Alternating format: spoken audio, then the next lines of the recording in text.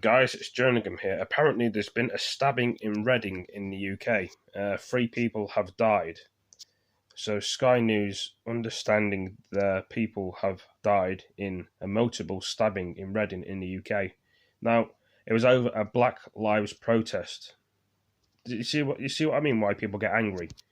And apparently, they don't know if the guy's got any mental health problems. I mean, and then they said 12 people were stabbed, and I don't know.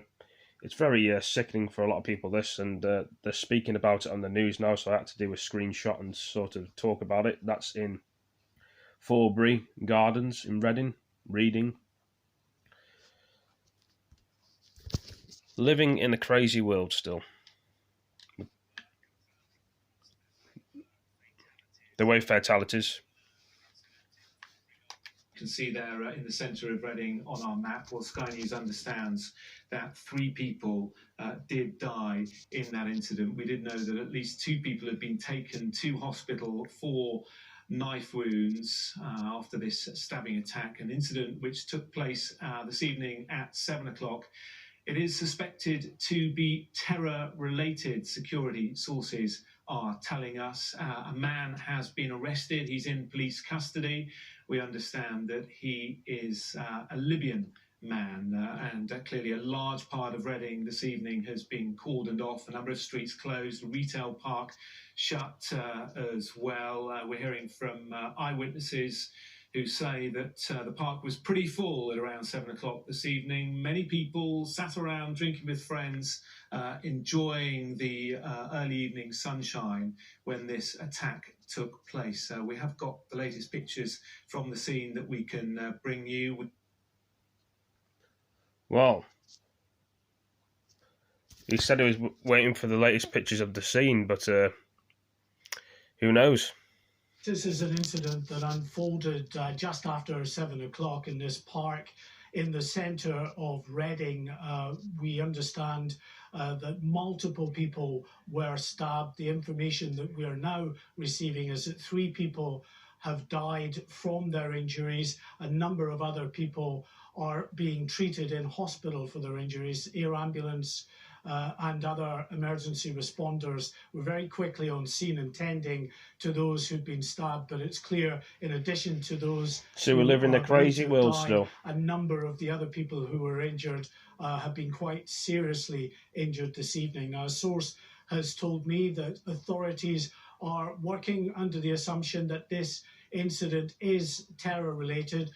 We are expecting some kind of statement from the police, a more substantial statement from the police. I mean, why did these killings keep happening? I mean, hour or so. Loads of people get annoyed, but they don't go around stabbing people for no reason. Evening, police have been trying to piece together the exact circumstances around what is now believed to have been a terrorist incident. We know that 1 man has been arrested. Now, the Press Association is reporting that this man was a Libyan national. We have not been able to confirm that line for ourselves, but that is being reported by the Press Association at this hour. We have been able to confirm through our own sources that 3 people are believed to have died, and as I say, that significant development that it is being treated as a terrorist incident. Now, of course, that has all kinds of implications for the authorities in terms of how they deal with this incident now, because any terrorist-related incident has a potential to have a wider threat alongside it. So, as a matter of urgency, the investigators from the South East Terrorism Unit, along with those, of course, at Scotland Yard, will be delving into this man's background, trying to find out who exactly he is, whether he was known to the police and security services. Sadly, of course, we have seen with other terrorist attacks that the majority of those who carry out terrorist attacks are known to the authorities, because these incidents rarely happen in isolation, in the sense that someone is often on a journey into extremism, heading down towards violent extremism, and they will often come across the radar of the police and the security services. We don't know at this stage whether this man who is in custody was known to police and security services.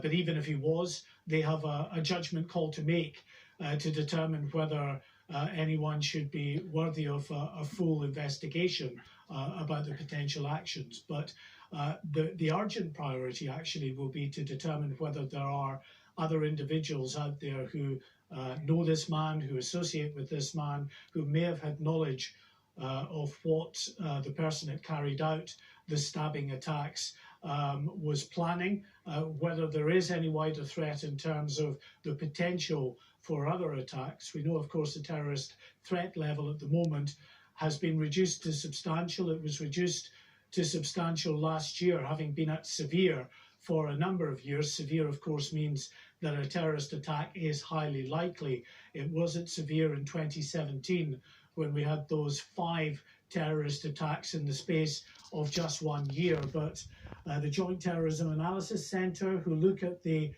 threat picture that's out there, they involve, of course, members of the security services and other security officials, determined that it should be reduced to substantial, still meaning that an attack is likely, but not highly likely, as the severe definition determines. So that, of course, will be reviewed as well in the coming hours. If they get information of the potential of others out there or potential for other attacks, then of course the threat level would be increased, but there is no indication that that is on the cards at this stage. We're still in the very early stages of a police and counter-terrorism investigation. As I say, we're hoping within the hour to hear a bit more from Thames Valley Police, perhaps from counter-terrorism policing as well, about the ongoing investigation. The Press Association reporting that the man in custody is a Libyan national, and we are reporting, of course,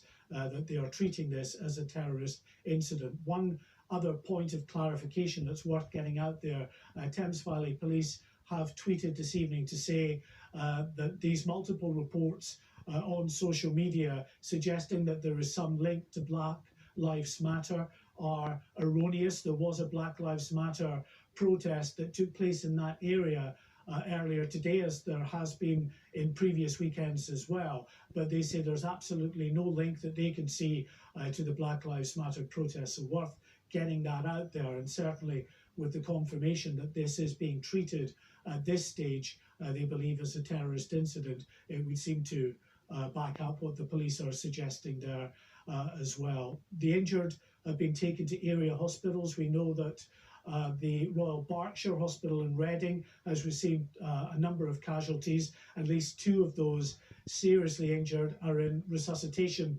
resus at the moment, in the accident and emergency department, being treated by those doctors at the scene. So some significant injuries in addition to the 3 people who died. You can see in that image that we're showing you now 2 air ambulances among those that responded to the scene, to this park in Reading, to pick up the most seriously injured.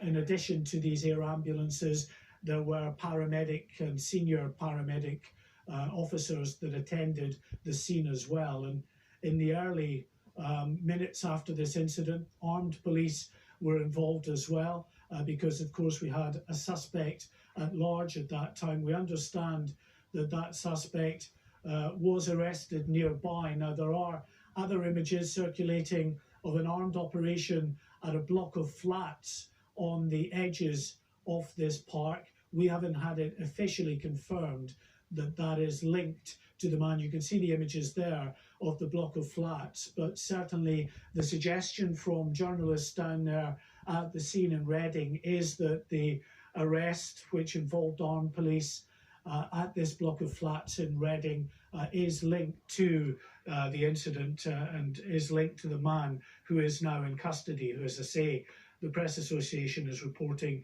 is a Libyan national.